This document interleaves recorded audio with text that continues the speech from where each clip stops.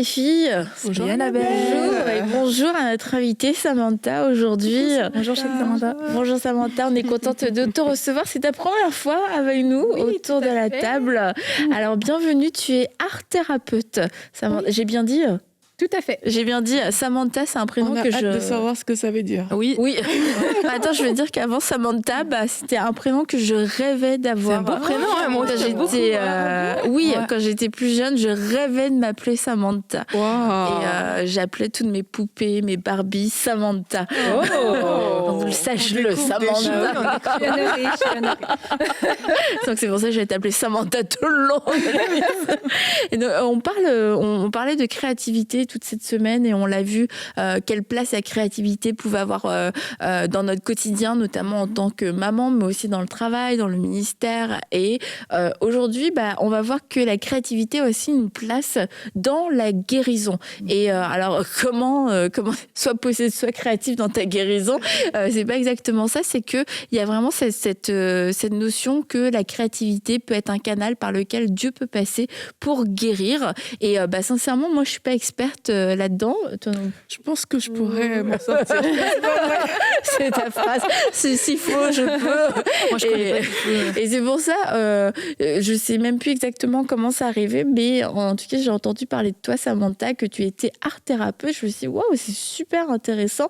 C'est quelque chose dont on entend peu parler et je me suis dit dans cette semaine sur la créativité, ce serait intéressant de savoir comment la créativité peut être utilisée de la bonne façon pour pouvoir guérir. Et tu es une professionnelle dans ton domaine parce que tu n'es pas art thérapeute parce que juste un jour tu t'es levé, tu t'es dit tiens je vais peindre et ça va faire du bien aux gens. C'est important de le dire. Tu es professionnelle, tu as une maîtrise en art thérapie et ça fait partie des thérapies reconnues, en tout cas ici au Québec. Donc, est-ce que tu veux nous dire c'est quoi l'art-thérapie? Oui. Donc, c'est un mélange de psychologie et d'art. Puis, ici, au Québec, c'est une maîtrise, en fait, en Amérique. Là. Et puis, au Québec, il y a 2 universités, 3 sites qui donnent cette maîtrise-là. Ça prend au baccalauréat des cours en psychologie. Puis, il faut un certain nombre de crédits aussi en art. Et puis là, on peut accéder à la maîtrise. Puis, c'est ça, c'est vraiment, c'est les mêmes théories là, qu'en psychologie, donc humaniste, psychodynamique, etc. Puis, par contre, là, il y a vraiment la part de l'art, puis justement, comment l'art... En fait, l'idée de l'art-thérapie, là, c'est que l'art est un langage. Donc, plutôt qu'utiliser le langage verbal, la thérapie traditionnelle, ça va être verbal, nous, c'est l'art qui va permettre d'exprimer. D'accord. Donc, ce que ça l'aide, c'est que ça l'aide à plein de choses parce que, de un, on peut bypasser le rationnel un peu. Le langage est très associé au rationnel. Tu réfléchis à ce que tu vas dire. Le dessin, c'est plus spontané. On ne sait pas vraiment, mais il y a plein de choses qui s'expriment à travers ça. Donc, ça permet de bypasser. Puis, c'est moins menaçant aussi. Des fois, on s'exprime, on ne sait même pas ce qu'on exprime. Puis, c'est après que... Wow, on arrive à prendre conscience, prendre des prises de conscience, puis comprendre ce qui se passe en nous. On a pu aussi le sortir, tu sais, on s'éloigne un peu de c'est nous le problème, mais là, le problème, il est là. Tu sais, je vais le regarder, puis je vais... Donc, il y a plein de niveaux auxquels l'art-thérapie permet des choses que la thérapie traditionnelle permettrait moins, tu sais. Et toi, qu'est-ce qui t'a amené à l'art-thérapie? C'est intéressant, mais en fait, je voulais aller en psychologie ou quelque chose du genre. Je travaillais là, en petite enfance, puis, mais je voulais aller plus loin. Tu sais, je m'occupais des enfants, puis j'étais comme, moi, j'aimais les enfants là, qui avaient des problèmes, là, que personne ne voulait s'occuper. Mais je suis comme, ils ont juste besoin d'amour, amenez-moi là. Puis j'étais vraiment très attirée, puis je voulais aider les gens. Mais j'avais un côté artiste, tu sais, puis j'ai toujours eu, puis j'avais même eu des paroles par rapport à l'art avec Dieu, puis j'étais comme, mais, tu sais, je me sentais divisée parce que je voulais vraiment aider. Tu voyais pas comment ça peut être compatible? Non, pour moi, c'était 2 choses. Puis, à un moment donné, je suis devenue intervenante. J'ai quand même fait des premiers certificats là, en intervention éducative, en counseling pastoral, etc., dans le but d'aider.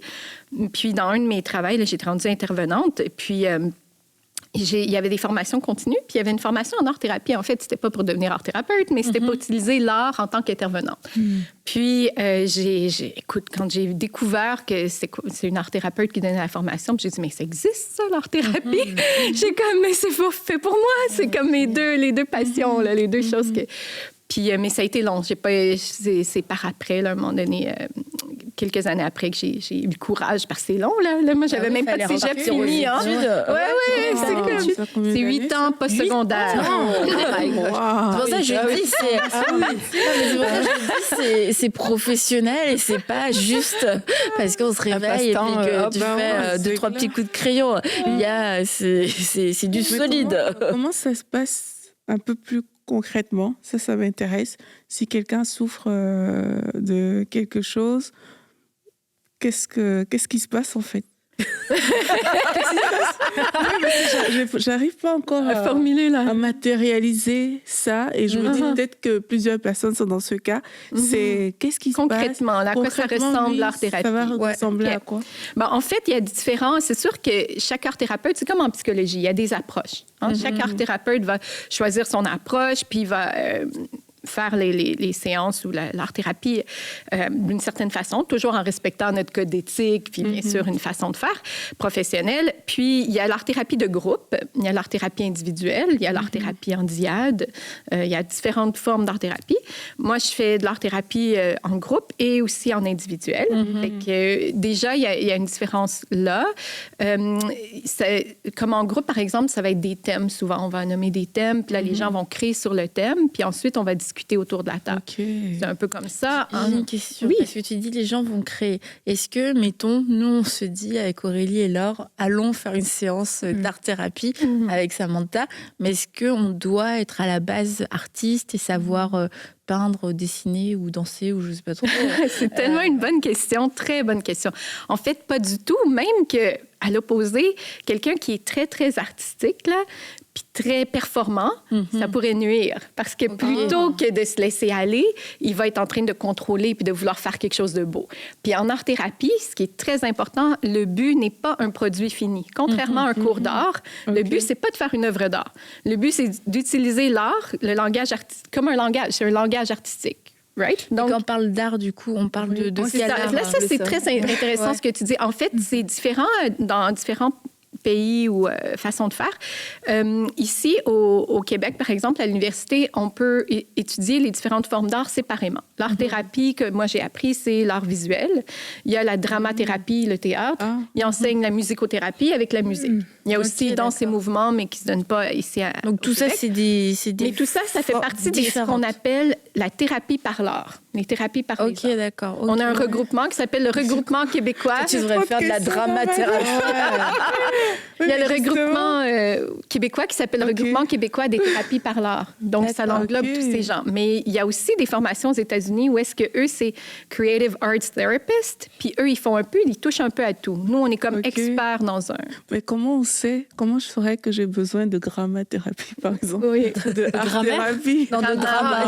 Est-ce que t'es dramatique? Il n'y a pas de problème. Mais comment on sait? Comment quelqu'un se retrouve en train de dire « Ah, il faut que j'aille voir un art-thérapeute. » Oui. En fait, c'est à la base, le besoin, ça va être de vouloir consulter. Donc, si tu as besoin de consulter, là, ensuite, c'est le choix. Est-ce que je vais voir thérapeute traditionnel, verbal, est-ce que je vais voir drama musicaux? Fait que là, ça peut aller bien sûr avec ton intérêt, mais aussi, comme par exemple avec les enfants, l'art-thérapie est souvent utilisée parce que au niveau verbal, bien, c'est moins facile. Puis de toute façon, ils n'ont pas non plus le développement, ils ne sont pas rendus au stade de faire de l'introspection. Là, Donc, l'art peut aider. Ça fonctionne très bien d'ailleurs. Puis aussi, des personnes moins verbales pour différentes raisons, ils vont peut-être aller vers l'art-thérapie. La dramathérapie, quelqu'un qui aime bouger, qui aime, tu sais, puis là, c'est sûr, tu vas parler davantage, mais c'est... Puis moi, je peux pas parler pour toutes les autres formes, puis même la musique, tu sais, on n'a pas besoin d'être musicien non plus. Là, j'ai fait des petits ateliers en musicothérapie, puis c'est vraiment intéressant, puis ce qu'on vit dans l'atelier, mais c'est ça, on peut essayer, puis voir ce qu'on aime, ce qu'on aime. C'est ça, est-ce que c'est comme la personne vient, par exemple, te voir, est-ce qu'elle choisit, j'ai envie de faire, tiens, on va essayer le drama, là, ou c'est toi qui dis, peut-être que tu devrais commencer avec ça, comment ça se passe? Moi, je vais rencontrer le client. Moi, je fais juste l'art-thérapie là, au niveau art visuel.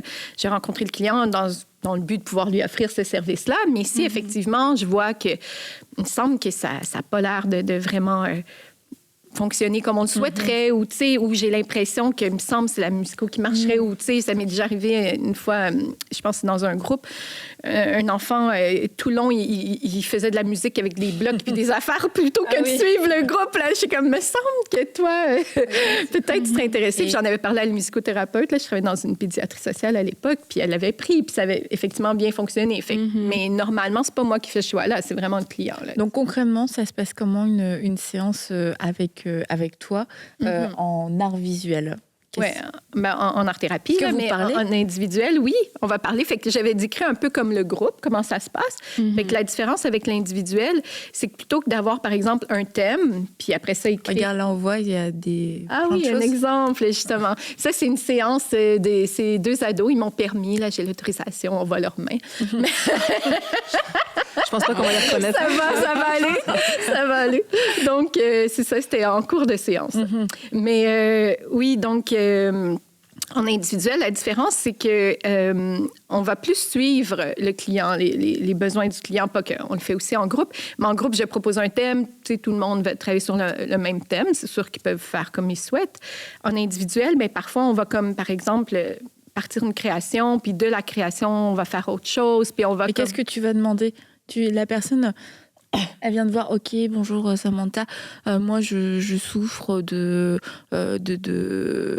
dépression, je vois la vie en noir. Qu'est-ce que tu vas dire? Dessine-moi. Dessine-moi plutôt. La vie selon toi. Je sais pas, tu vas dire, dessine-moi quelque chose. Oui. Parce que ça semble, quand on n'a jamais fait, ça semble un peu abstrait. Ouais, qu'est-ce que tu... Mais oui, on parle hein, aussi. En fait, c'est sûr qu'il y a un processus. Donc, première étape, il y a une évaluation qui est faite. Donc, on va poser des questions comme avec tout thérapeute, psychologue, etc. Donc, on fait une première évaluation, l'historique, un peu bien comprendre la personne. Puis à cette évaluation-là, on a aussi, les art-thérapeutes, nous, on dispose d'évaluations artistiques qu'on peut faire. Donc, on va demander des choses spécifiques pour l'évaluation. Dessine-moi une maison, un arbre, puis une personne. Mais genre une personne de 40 ans. À tous les âges, mais ça, c'est pour l'évaluation. Tu comprends? C'est comme vraiment, ça dure pas longtemps, c'est un diagnostic rapide. Exactement.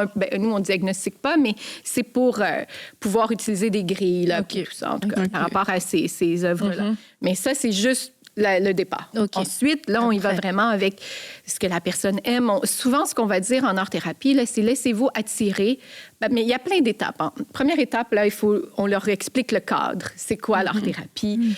Qu'ils ne sont pas là pour performer, ils ne sont pas là pour produire quelque chose. Il faut vraiment briser le perfectionnisme, la peur, briser, éviter qu'ils soient pris dans ça, puis que la peur de la page blanche, puis fait que déjà, on crée une atmosphère, une ambiance qui favorise de laisser aller la créativité, puis l'exploration, puis qui ont le droit d'explorer. Puis ensuite, mais avec quoi? Qu'est-ce qui vous attire? Laissez-vous attirer par des couleurs, du papier.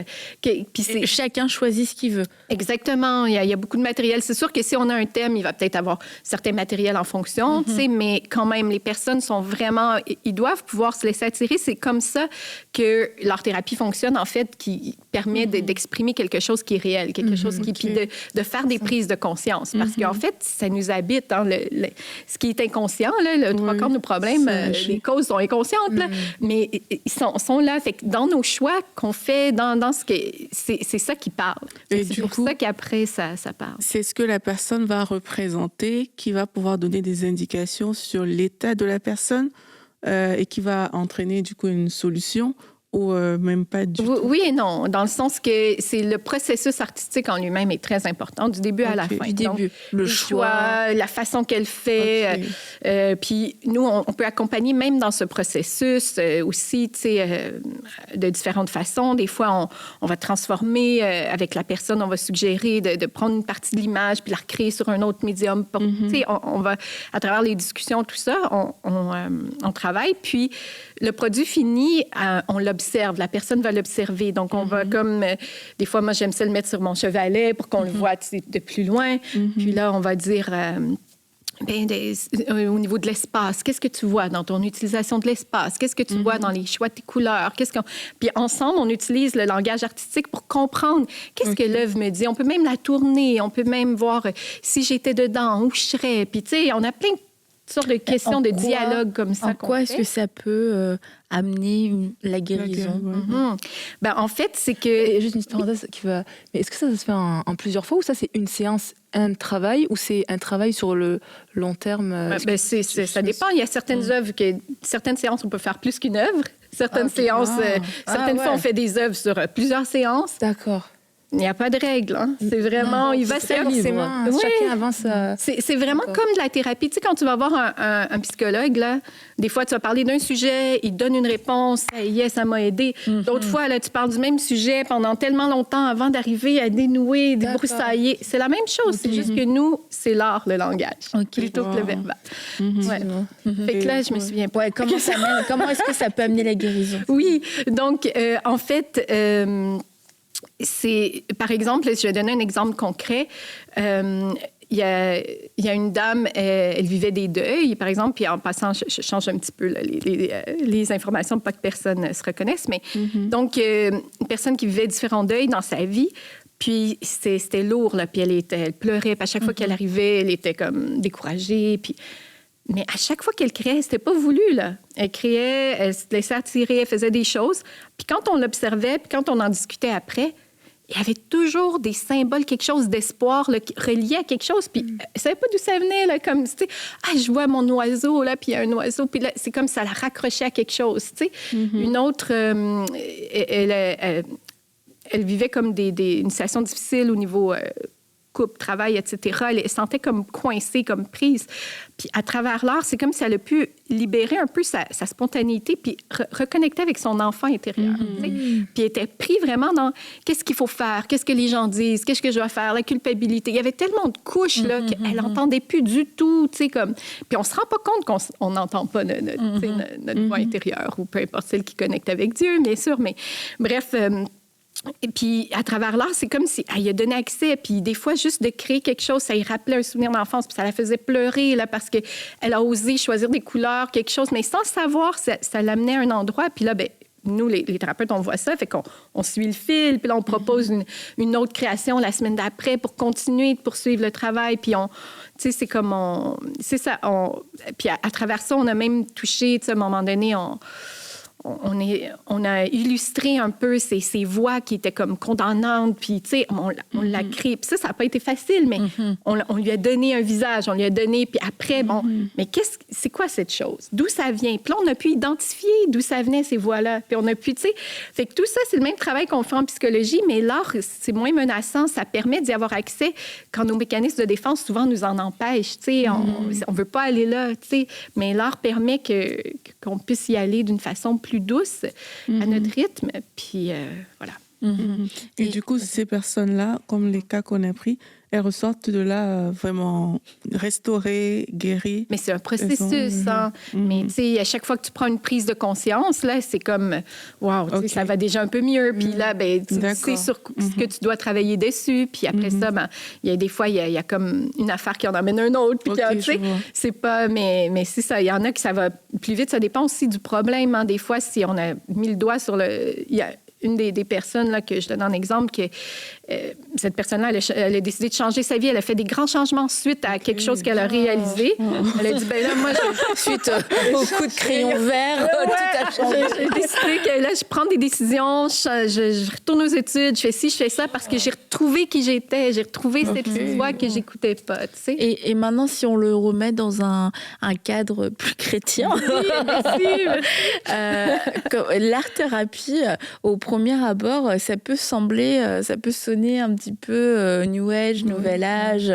C'est un peu... ça peut sembler même un peu mystique. Est-ce que ça l'est? Mais ça peut l'être, mais c'est pas obligé de l'être. En fait, l'art-thérapie en tant que telle l'est pas dans le sens pur du terme, où est-ce que c'est un mélange de psychologie et d'art. Tu sais, il y a quelque chose de scientifique dans les études qu'on fait, donc c'est très... Mais par contre, chacun choisit son approche. Dans l'approche, chaque thérapeute, donc, peut avoir une approche différente. Et en psychologie, il y a une approche qui s'appelle l'approche transpersonnelle, qui est peu connue, mais qui inclut la spiritualité comme un des besoins de l'être humain. Et moi, j'ai fait d'ailleurs ma thèse là, de recherche sur l'art-thérapie spirituelle parce que je voulais avoir quelque chose de scientifique qui me donne le droit de pouvoir œuvrer puis avoir c'est une ouverture sur la spiritualité de mes clients, tout en étant en respectant mon code d'éthique, etc. Donc, mais dans cette approche transpersonnelle, c'est sûr que si tu vas fouiller, là, il y a plein de gens qui sont dans le New Age, là, qui utilisent cette approche, comprends? Mais on n'est pas obligé de le faire. Tout ce que cette approche dit, c'est qu'effectivement, la spiritualité fait partie des besoins humains, puis qu'il y a une dimension au-delà du naturel, et l'art permet d'y accéder, comme la musique. Et c'est pour ça que l'art-thérapie, puis j'ai plein de citations de scientifiques là, au niveau de l'art ou de l'art-thérapie qui parlent de comment l'art permet cette ouverture au spirituel, on touche, on connecte avec une autre dimension. Puis ben, quand on sait que c'est qui le grand créateur, on sait c'est quoi, ben, on peut vraiment l'utiliser d'une façon précise, tu sais, puis s'éloigner du nouvel âge et de tout. Et c'est ce que toi tu fais du coup, vu que c'est sûr que je vais pas d'emblée moi proposer ça, mais les clients qui ont une ouverture, s'il y a des clients qui viennent me voir, qui me disent d'emblée qu'ils sont chrétiens, ben bien sûr, on va pouvoir, ça va être dans le fond, le but, c'est que ça soit inclusif et respectueux de la personne. Donc, mais quelqu'un que c'est pas le cas, je vais pas nécessairement y aller, sauf si on touche à un moment donné à mais là, c'est quoi le but de l'existence? C'est quoi, tu sais, est-ce qu'il y a quelque chose, la mort? Tu sais, il y en a par rapport au deuil. Mais là, je peux avoir une ouverture sur la spiritualité, mais ça va être large. Tu sais, ça va être comme, selon vos croyances. Puis je vais suivre la personne, tout en respectant, bien sûr, c'est comme d'emblée ce que je crois ou ce que oui, les valeurs personnelles. C'est ça, j'irai pas à l'encontre de ça. Parfois, je peux dire, ben écoute, je vais vous référer, si je sens que quelque chose, je peux pas le faire en respectant qui je suis, en respectant mes valeurs, mais je peux référer à un autre thérapeute. Mais habituellement, j'ai pas besoin. Je peux aller jusqu'où que, dans le fond, la personne est prête à aller, puis elle a cette ouverture, bien, tant mieux. Moi, je peux... Et est-ce que tu conseillerais à quelqu'un d'utiliser l'art, d'utiliser la créativité en dehors d'une thérapie à travers l'art à titre personnel? Parce que tu vois, je t'écoute et... Tu vas le faire chez toi ce soir toute seule. Pourquoi pas? Non, mais je t'écoute et je me dis, le problème de cette émission, c'est qu'on se dit, ouais, c'est génial, c'est super, mais maintenant, je me rends compte que moi, en tant que chrétienne, ça va être peut-être difficile de trouver une art-thérapeute chrétienne, et parce que je veux pas m'ouvrir à quelque chose qui pourrait être aller contre ma foi ou des choses avec lesquelles je serais pas à l'aise. Donc du coup, je préfère ne pas le faire. Mais ceci dit, je sens quand même que l'art, comme tu l'as expliqué, est un langage qui pourrait m'aider, mais j'ai pas d'art-thérapeute autour de moi, et que à part Samantha, peut-être que je ne rencontrerai pas, tu vois, que je découvre là aujourd'hui. Est-ce que je peux moi-même le faire, utiliser l'art, et si oui, comment est-ce que je peux bien le faire? Mais c'est une très bonne question. En fait, effectivement, tout le monde peut utiliser l'art. L'art appartient à la communauté, c'est depuis toujours. Puis faire de l'art en tant que tel, c'est même prouvé scientifiquement que c'est bon pour la santé mentale. Juste faire de l'art. Puis là, si on veut, par contre, dire, mais moi, je veux pas juste faire de l'art, là, puis surtout si on n'est pas une personne nécessairement artistique, là, tu sais, on peut avoir un stress sur, là, moi, tu sais, je prends mon crayon à mine, puis mon efface, puis mon bonhomme allumette, là, puis ça me stresse, là. Donc, il y a des trucs qu'on peut donner, il y a des genres de workshops, d'ateliers qu'on donne aussi, puis des façons d'utiliser l'art pour le bien-être. Moi, ce que je suggère souvent à mes clients, quand ils en font à la maison, bien, je vais donner des trucs de comment le faire pour que ça reste dans le bien-être, que ce soit accueillant. Parce que nous, quand on fait une séance, c'est sûr, comme je disais, on travaille très fort sur le cadre. Pour que ce soit, genre, il n'y a pas de jugement, c'est un lieu de sécurité. Pour que cette spontanéité, pour que cette liberté puisse s'exprimer. Quand on est chez soi, bien là, on a notre critique intérieure, on a plein... Fait que de créer je vais souvent donner des trucs pour créer cette ambiance à la maison. Comme c'est quoi? Comme par exemple, utiliser les 5 sens aide beaucoup, parce que les 5 sens, au niveau de notre système nerveux, on a le système nerveux sympathique, parasympathique, puis le système nerveux sympathique, c'est celui qui est anxieux, qui peut être stressé, quand il est activé, mais ça peut être aussi au niveau de l'adrénaline, peu importe, ça peut être positif aussi, là. Un stress, un trac, peu importe, mais c'est celui qui cause le stress. Et le parasympathique, c'est celui qui nous détend. Et comment on passe d'un à l'autre, c'est beaucoup à travers les 5 sens. Donc, notre corps, à travers les 5 sens, sait s'il est en sécurité ou pas, s'il doit se stresser ou s'il doit se détendre.